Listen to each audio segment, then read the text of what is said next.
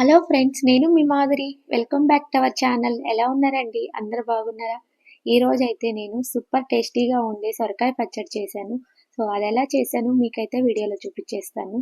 చాలా బాగుంటుందండి. చాలా సింపుల్గా, ఈజీగా అయితే మనం చేసేసుకోవచ్చు. సో దీనికోసం వచ్చేసి నేను చిన్న సొరకాయ ముక్కను తీసుకొని పీల్ చేసుకున్న తర్వాత చక్కగా ముక్కలు కట్ చేశాను. ఒక మీడియం సైజు 2 టమాటో, పచ్చిమిర్చి నేనొచ్చేసి బ్లాక్ మిర్చి, గ్రీన్ మిర్చి కొన్ని తీసుకొని 3 ఎండుమిర్చి అయితే తీసుకున్నాను. సో మన దగ్గర ఏ మిర్చి ఉంటే అది తీసుకోవచ్చండి. సో నా దగ్గర ఉంది కాబట్టి నేనైతే తీసుకున్నాను. మిర్చి వచ్చేసి మనం తినే కారాన్ని బట్టి మనమైతే యాడ్ చేసుకోవచ్చు. ఫస్ట్ మనం కడాయి పెట్టుకొని మనకు సరిపడా ఆయిల్ యాడ్ చేసుకున్న తర్వాత ఒక స్పూన్ జీలకర్ర, ఒక స్పూన్ ఆవాలు, ఒక స్పూన్ పచ్చెనగపప్పు, ఒక స్పూన్ మినప్పప్పు యాడ్ చేసుకున్న తర్వాత నెక్స్ట్ వచ్చేసి పచ్చిమిర్చి, ఎండుమిర్చి అన్నీ అయితే యాడ్ చేశానండి. మనం పచ్చిమిర్చి ఫ్రై చేసేటప్పుడు ఎగిరి పడకుండా ఉండాలి అంటే ఒక మూత మనం అడ్డు పెట్టుకున్నామంటే మనకు ఎగిరి పడకుండా ఉంటుందండి ఆయిల్ అనేది. సో ఇవన్నీ ఫ్రై అయిపోయిన తర్వాత ఫస్ట్ ఒక గిన్నెలోకి తీసేసుకొని నెక్స్ట్ వచ్చేసి అందులోనే టమాటో, సొరకాయ ముక్కలను కూడా యాడ్ చేసుకొని మనం అయితే మగ్గించుకుందాం. ఇప్పుడు వచ్చేసి చిటికెడు పసుపు, కొంచెం సాల్ట్ యాడ్ చేశాను. ఇవన్నీ మనం చక్కగా మూత పెట్టుకున్నామంటే చక్కగా మగ్గిపోతాయండి.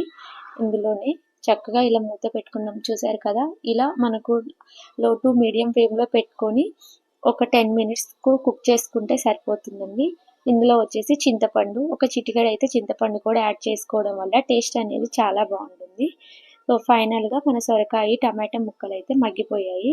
వీటన్నిటిని అయితే మనం చక్కగా చల్లారే వరకు పక్కకు పెట్టుకుందాం. సో మనం ఆల్రెడీ ఫ్రై చేసి పెట్టుకున్న పచ్చిమిర్చి కూడా ఇవన్నీ అయితే చక్కగా మనకు చల్లారినాయి కాబట్టి వీటిని అయితే ఫస్ట్ మనము గ్రైండ్ చేసుకుందాం.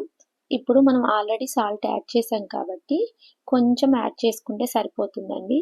సో అవి కొంచెం ఫస్ట్ మనం బ్లెండ్ చేసుకున్న తర్వాత మనం సొరకాయ, టమాటా ముక్కల్ని యాడ్ చేసుకొని మనం మరీ మెత్తగా కాదు, మరీ ముక్కలుగా కాకుండా ఇలా పట్టుకున్నామంటే పచ్చడి అనేది చాలా బాగుంటుందండి.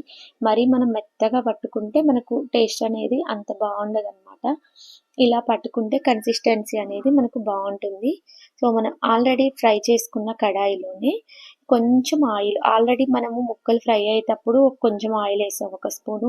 పచ్చిమిర్చి ఫ్రై చేసినప్పుడు కొంచెం ఆయిల్ వేసాం కాబట్టి ఇప్పుడు ఎంతో ఆయిల్ అవసరం లేదు. జస్ట్ ఒక స్పూన్ ఆయిల్ వేసుకున్న తర్వాత మనకు తాలింపు గింజలన్నీ యాడ్ చేసుకొని కరివేపాకు, 4 వెల్లుల్లి రెబ్బలు మనం యాడ్ చేసుకున్న తర్వాత మనం ముందుగా గ్రైండ్ చేసుకున్న పచ్చడిని వేసుకొని వెంటనే కలిపేసి ఆఫ్ చేస్తే సరిపోతుందండి. ఇంకా ఏమీ మగ్గనవసరం లేదు. చక్కగా తాలింపులో కలిపేసుకొని వెంటనే మనం ఒక గిన్నెలోకి తీసుకుంటే సరిపోతుంది.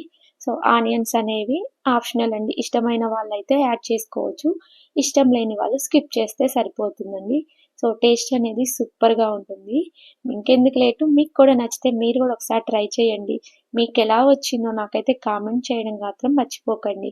మీకు కానీ వీడియో నచ్చితే లైక్ చేయండి, షేర్ చేయండి, సబ్స్క్రైబ్ చేయండి. ఇంకో మంచి వీడియోతో మళ్ళీ కలుద్దాం.